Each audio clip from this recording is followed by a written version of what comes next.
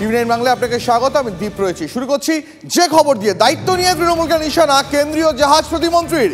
মুখ্যমন্ত্রীর বিরুদ্ধে অসহযোগিতার অভিযোগ করলেন শান্তনু ঠাকুর।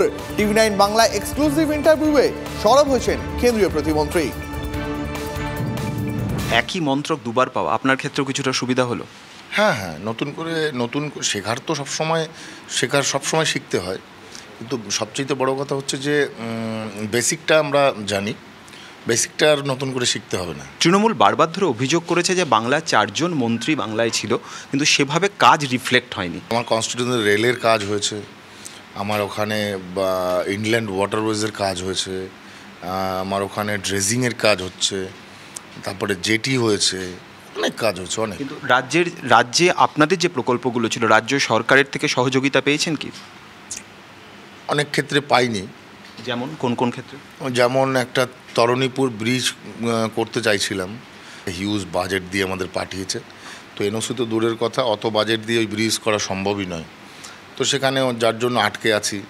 তারপরে ওই ইছামতি ড্রেজিংটাতে আটকে আছি। কখনো মুখ্যমন্ত্রীর সঙ্গে কথা বলার চেষ্টা করেছেন বা আপনার আবেদনগুলো সেখান থেকে কোনো সাড়া পেয়েছে? কোনো সাড়া পাইনি। বহুবার আবেদন করেছি, আমার কাছে এভিডেন্সও আছে। 7-8 বার চিঠি দেওয়ার পরেও কোনো উত্তর উনি দেন না। তো যখন উনি উত্তর দেন না, তখন তো আর দেখা করার কথা প্রশ্নই আসে না।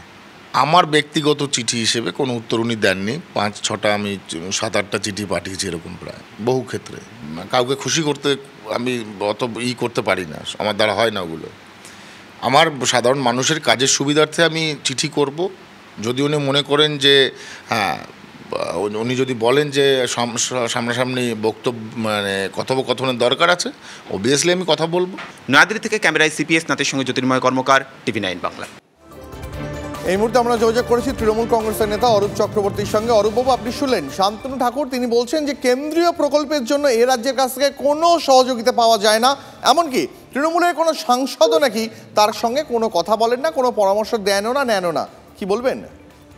দেখুন, ওই পায়জামার যেমন বুক পকেট হয় না, বাজারে 5 টাকার পালং শাক কিনতে গেলে যেরকম ক্যাশ মেমো হয় না, তেমনি হাফ প্যান্ট মন্ত্রীর কথারও কোনো গুরুত্ব হয় না।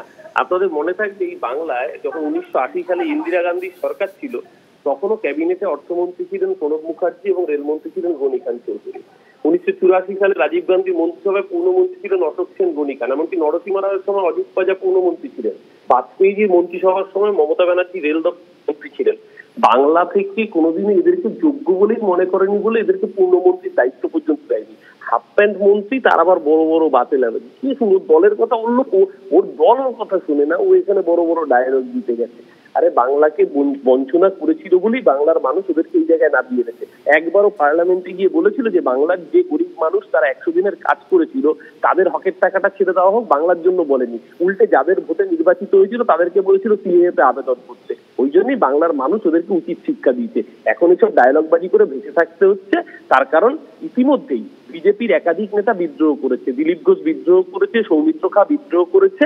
এখন তো শুধু ট্রেলার এসছে, পুরো সিনেমা সামনে আসবে, বিজেপি বাংলা থেকে মুছে সাফ হয়ে যাবে। ধন্যবাদ অরূপবাবু, আপনাকে অসংখ্য ধন্যবাদ।